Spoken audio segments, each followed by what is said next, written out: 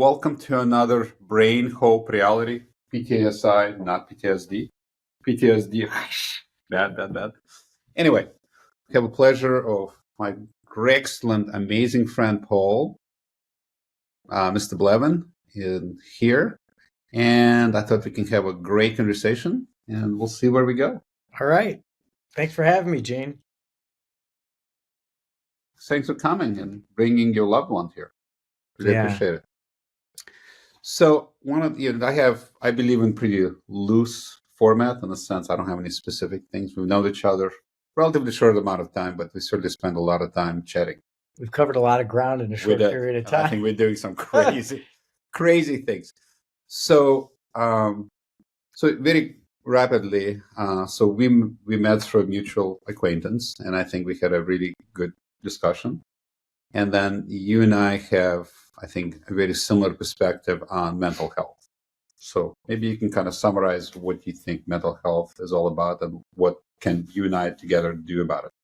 Well, I think that mental health is, from my layman's perspective, the greatest opportunity that exists in healthcare today, because there's obviously a huge need for mental health treatment, for healing. We live in a very traumatized society that's only getting worse. And we could see that with the divisiveness that goes on and the there's been a lot of talk about lack of civility in dialogues, and that this all relates to trauma. And so having a little bit of a background from the biotech industry and the healthcare field as a result of that, it was shocking to me that less than 2% of the research budget in medicine is devoted to mental health. Have you thought about why? Yeah, I have. Well, first of all, I think because, but I can give you my answer. Okay, yeah, I'd love to hear your answer. So I'll tell you my answer to that. So psychiatry has been a bastard child of medicine forever. The problem is psychiatry is difficult. Yeah. We don't have really good biomarkers. We don't have really good, highly effective therapeutics. There are some new ones coming along, and I've been extremely fortunate introducing my partner, which is still a ganglion block or sympathetics. So I think one of the big things is people are starting to finally look at mental health as a physiological change in the brain. So if you look at it like that, instead of like PTSD, people talked about it's a weakness of the soul, any of that. But what do you do about that then? Snap out of it? It's very difficult to do because there's a physiologic change. Another thing people don't think about, but I think about it a lot. Mental health leads to aging. Mm-hmm.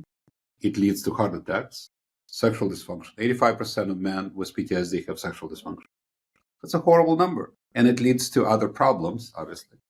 Well, it's interesting you say that physiologically, because we've stumbled upon just, modern day, extremely recently, these GLP-1 drugs, these diet drugs. A unanticipated but profound side effect is all of a sudden you're finding people who are, labeled alcoholics, right, completely losing the desire or the craving to drink.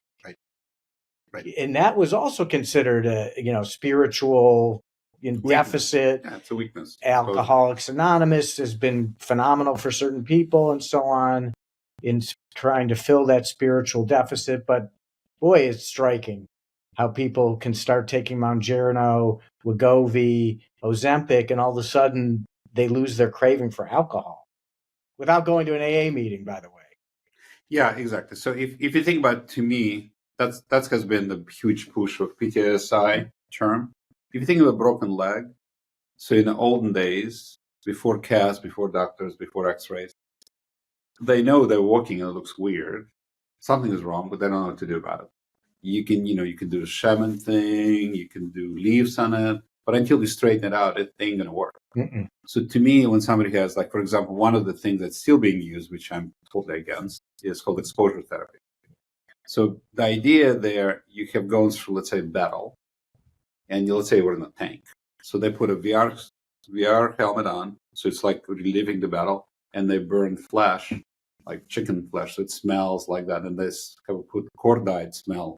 So you're like reliving this.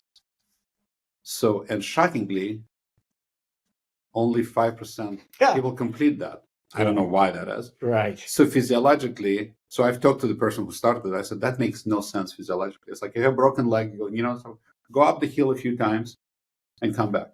Fix the leg. So to me, fight and flight system is clearly highly involved. That's how Stalingrad works. Yeah. Well, you and I have had this conversation very recently about how we as a society in the United States, and I can't speak for other societies, is a punitive society. No question. So the way we have chosen in our crazy thinking is that we're going to punish traumatized people. We're going to punish the trauma out of traumatized people. Yeah, absolutely. And in consideration, we've talked about how the rate of incarceration is so much higher here than we have more prisoners than anybody else in the globe, only 5% population. So and a terrible recidivism rate. Yeah, shockingly. Right, shockingly. When you go to jail, PTSD doesn't just melt away. No, it gets worse. Clearly. Right. And then we release even more highly traumatized people who are being policed by traumatized people. Right. And they're entering societies that are, traumatized. And, it's like rushing to a fire with kerosene. So I'll tell an interesting story. So I had an honor to be medical director or CFO, whatever, for my wife in Englewood, where a lot of murders happen and stuff. So a lot of times when you have two people who are traumatized, like typically half of the police force used to be deployed overseas. And now they're police in a very rough area. And now you have the guys who are really traumatized. They have high ACEs, all of that. So I've treated both of them, both groups. And sometimes when they get together and they talk to each other, they can actually have a civil conversation. So instead of when somebody has a comb, they put in coma and they get shot. Think about why that happens. Because the guy on the other side who's the gun, who's a policeman, is so traumatized, he expects all this horrible trauma. So your primitive brain, like the amygdala, goes, this is danger. Do something about it right now. So you haven't even thought about it. And they go, oh, that was the wrong target. Well, I've had the privilege of sitting in San Quentin prison with the groups of men who are all murderers. And one of the exercises they do in their healing is to go around the room and estimate how much time went in premeditation into the murder. And you know what? So I sat with a group of 29 men who collectively had served over 700 years in prison for murder. Unbelievable. And the average was 6 seconds. That's fascinating. That's the premeditation. That makes perfect sense. Well, it makes complete sense. These are traumatized people, and it's just a volcano erupting. Has that been published before? I don't know. But, you and I should publish that. I've never heard of that. That's fascinating. And because it makes complete sense. Yeah, because if you think about it, the reflex, when somebody's throwing a punch, you have that's about that order of magnitude. But in order to get it through your eyes, put it in the prefrontal cortex and go, well, what should I do about it? Yeah. That's wow. Yeah. That's fascinating. I mean, very few murders are committed with premeditation. Any type of premeditation.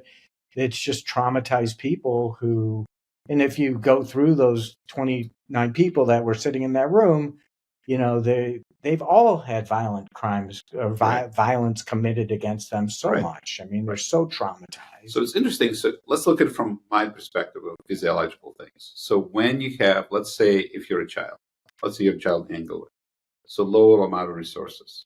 So you're always in a position to either you have food insecurity, you have housing insecurity, you have all those insecurities. And then you see trauma or people being placed in jails, all of that happening, continuously. Yep. So that activates fight and flight system now. They're more likely to develop further. So that increases norepinephrine level. Yep. Norepinephrine level is the main transmitter in the brain for trauma. So if you jump in front of the bus and you don't get hit, hopefully, your norepinephrine goes up. So think how you feel. You're disoriented, you're shaky, anything that bothers you, right? You're hypervigilant. That's what PTSD is if it continues. So if you have PTSD, you have one person on one side as PTSD. The second one, saying hello could be interpreted, or looking at somebody's eye could be interpreted as a threat. Mm-hmm. And then you have to eliminate the threat. And that's why you get to meet him. Yeah. And it's, Wow. and it's That's scary. physiologically driven. It's not a psychological problem. Totally agree with that. Now, maybe, and the interesting thing about society is we'll look at serial murderers, who may very well be sociopathic, obviously, but that's not the typical person that's incarcerated. No. Those are the rarities. No, exactly. So like there was one, I forgot the name. So there were two brothers. They came from very, very wealthy family, I think New England. And they figured out how to torture and kill a postman. It was like 1905 or something like that. So that trial was a big deal because it was highly premeditated. That was just fun stuff for them. Right. That's not what you described. No. You're describing like moment of passion or anger or something like that. Yeah, totally physiological. I love it. So to that, one of the things we were just talking about, how can we spread the word that PTSD is real and it's physiological? So I'm working very hard on changing the name, PTSD to PTSI. So this was originally designated 1980 in DSM-3. So I sent a letter, an official request, name change to American Psychiatric Association, and they said no. So we're working right now to try to get testimony in front of VA subcommittee in Congress and VA committee and Senate. Yeah. Because a four-star General Shirelli was very big into trying to change that in 2013, and EP8 told him no. Right. I said, no, it doesn't cause any stigma.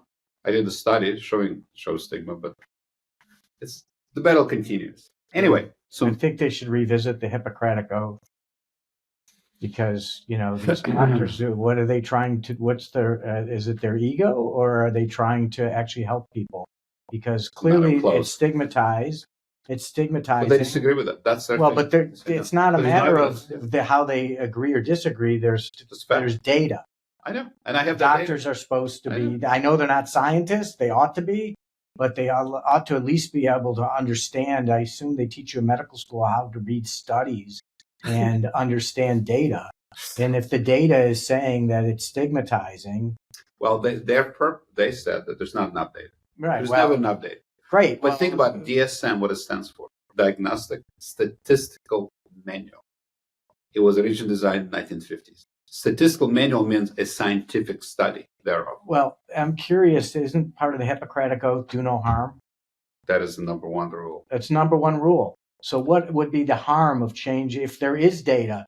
They're saying there's not enough data, but there is data that's already showing that people kill themselves literally because of this stigma, because they're not getting treatment. There's data that shows that people do not get treatment because of the name. So they aren't doing no harm by them digging in their heels with their ego to say, it's a disorder, Gene, not a injury. And we don't think there's enough data to show it's stigmatized, but we know it's stigmatizing. So why not change the name? So exactly. So and there's no. What's the downside? Well, I've heard some interesting ones, but nothing meaningful, shall I say? I can't really defend. In terms of saving lives, what's the downside? Nothing. In terms of doing no harm, what's the downside of calling it? Nothing. Right. Nothing. But let me give you an example. It's kind of interesting. So you need to justify a name change for EP8, which is a formal thing. You need to prove basic thing. If it causes harm, they will change the name. Mm-hmm. But if you look at the history of it, which is really interesting. So between DSM-4 and DSM-5, they changed the name learning disability. Mm-hmm. They felt it causes stigma. Now it's learning differences. Mm-hmm. Yep. They could change that. There's many more people with PTSD than learning difference or disabilities, like factors of magnitude difference. Mm-hmm. Yeah, they were able to change that, but they are not changing that. Yeah. So that's why I continue the battle. Anyway, so one of the things I thought we can strategize, what can you and I do together? So one of the things we were talking about potentially is coming up with maybe social campaign and pull in whoever we can, because I think it's a simple message. And there's so many celebrities and well-known people who talked about, from Mick Jagger, for example, talked about his trauma and his PTSD, and goes down the line. One of my favorite ones is what's her name? Ariana Grande. Mm-hmm. So remember, she was involved in that. There was a bomb explosion at her concert in Yeah. Manchester. This is now 7 years ago. Mm-hmm. So since then, she had a brain scan, and it showed PTSD in a brain scan, which is kind of interesting. So people are starting to talk about brain change that happens with it, and that's why I've been a big proponent of people starting to talk about that. That is physiologic, because people can say, "Well, that's your opinion. My opinion, it's the weakness of the soul." Let's say, but with advanced scanners, you actually see the difference in the brain. So you know there's a change in the brain. There was a study done by Dr. Alkire in Irvine, and they found that you can see the brain change from PTSD. They did stellate and deactivate the amygdala, which controls PTSD. So the point is, we know what it looks like. We know they can do something about it.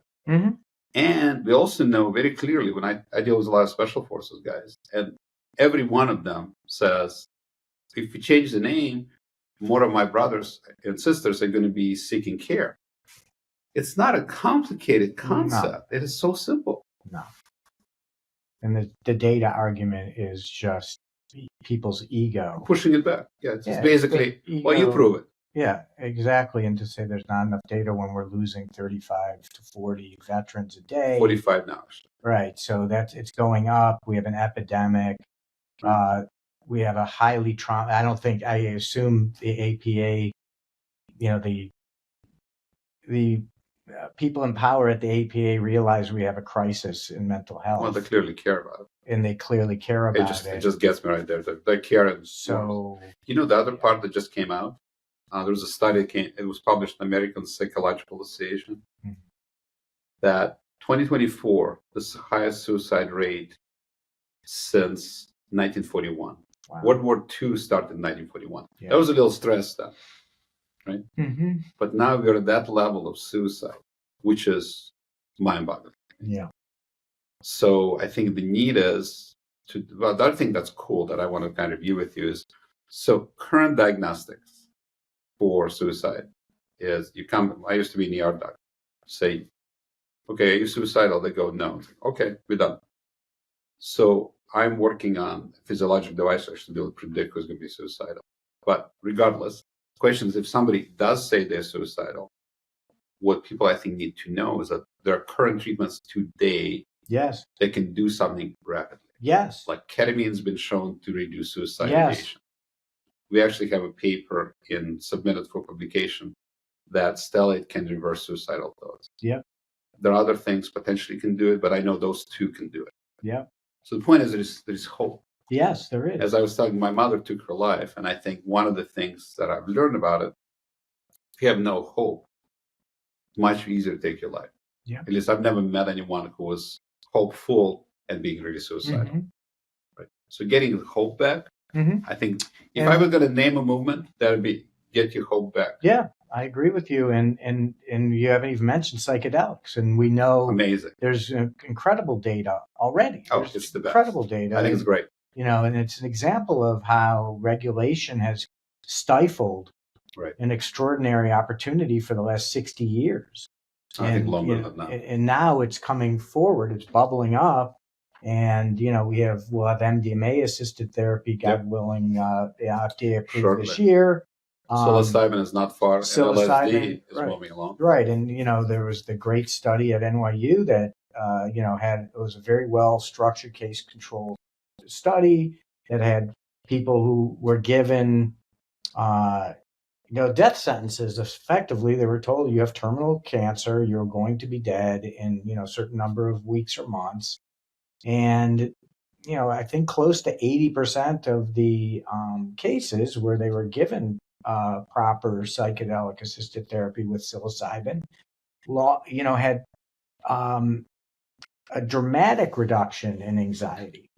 And they probably live longer because of that. But they also came to, grips with the reality of their situation and were able to, they reported living much fuller lives. Yes. For the remainder of their lives. And the impact on the families would be huge. Everywhere, the ripple effect. And, no, I agree. And psilocybin, for example, has no side effects. And you talk about hope. So, for me, that there is no. It's very hard to structure a study to show hope better than that study, because you're told like your situation in most people's eyes is hopeless. You're going to be dead in a few weeks. Yeah, exactly. And yet, with the help of these psychedelics, with psilocybin, these people were okay with it, and they came to grips with that. And that is a pretty good canary in the coal mine for everybody else who hasn't been given the death sentence, but in their mind, they've been told you've got a death sentence because the pain is so hard. There's no hope left. And emotional pain and physical pain is very hard to separate. It's kind of interesting. So I read the study where they gave people who had a breakup, pain of breakup, emotional, not physical. They gave Tylenol, and that helped them. Yeah. It's like, the point is the separation of mental and physical. So I have to tell you one of the books I read. And there is no They're separation. all mixed. It's all mixed. They're connected. Highly. There's a great book called Back in Control. It was written by a really successful spinal surgeon. And, he had said that he figured it out, that eventually that there's a direct connection between your mind and your back pain. And so what he told his patients is, okay, I can do the surgery, but I know that I need you to do one thing before I do the surgery. So go home, and for the next 30 days, 10 minutes in the morning, 10 minutes at night, just write. Just write anything that's on your mind. Simple. Okay. Rip it up, throw it away. Right. Come back to me in 30 days. And if you still have the back pain that you think 70+% of them didn't need the surgery after 30 days. Yeah. No, I know that. As a pain guy, I knew that. Right. Yep. I agree. So it's obvious, and we could have fear of change, and that's costing people's lives. What's interesting, so back to the EP8 meeting. So the person who came up with the term PTSI was Frank Agberg. He came up with the term Stockholm Syndrome, very famous psychiatrist. He's 87 now. So he and General Shirelli, 4-star general, in 2013 went to the EPA when they were changing between DSM-4 and DSM-5. So General Shirelli was line officer. He's not medical at all. He was placed in charge of suicide prevention for the U.S. Army. That was a little bit. He and Agberg testified. They said this causes stigma, this kills people. You know what the response was? It does not. And we won't change it.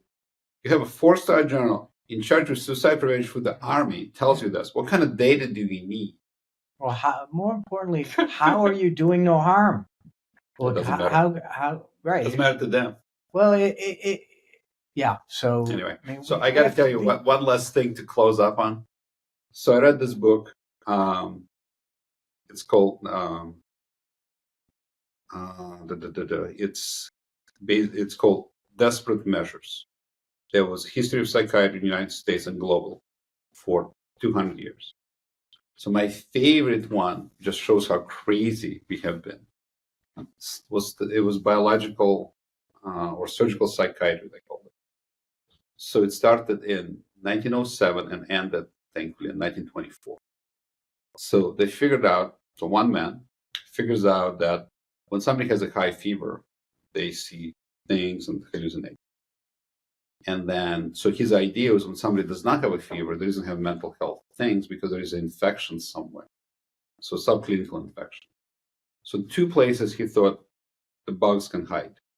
Number 1, they can hide in, sorry about that, they can hide in the teeth. Number 2, in the colon. So when people who were sick, they would take out the teeth mentally. And if that didn't work, they would take out the colon. And he described his son who was depressed, took out the teeth, and it didn't make him feel better. So keep in mind, at that time, colectomy or taking out the colon, 50% fatality rate. And they did it from 2007 to 2024. No, 1907 to 1924. So my point is psychiatrists had, unfortunately, a very complex history. So I think it's going to be with everything happening, like physiological monitoring, psychedelics, stellate, TMS, all this more physiological measures. I think we're on the precipice of a major change in a very positive direction. So back to hence the name hope. Yeah, hope. Yeah, there's a lot of hope. There's a lot of opportunity. Right. And we're only going to be going positively, not negatively, because Agreed. you can't keep these. No, we can't treatments. continue. It's No. stupid. Cool. Great to see you. Great to see you. Thank you. Thank you.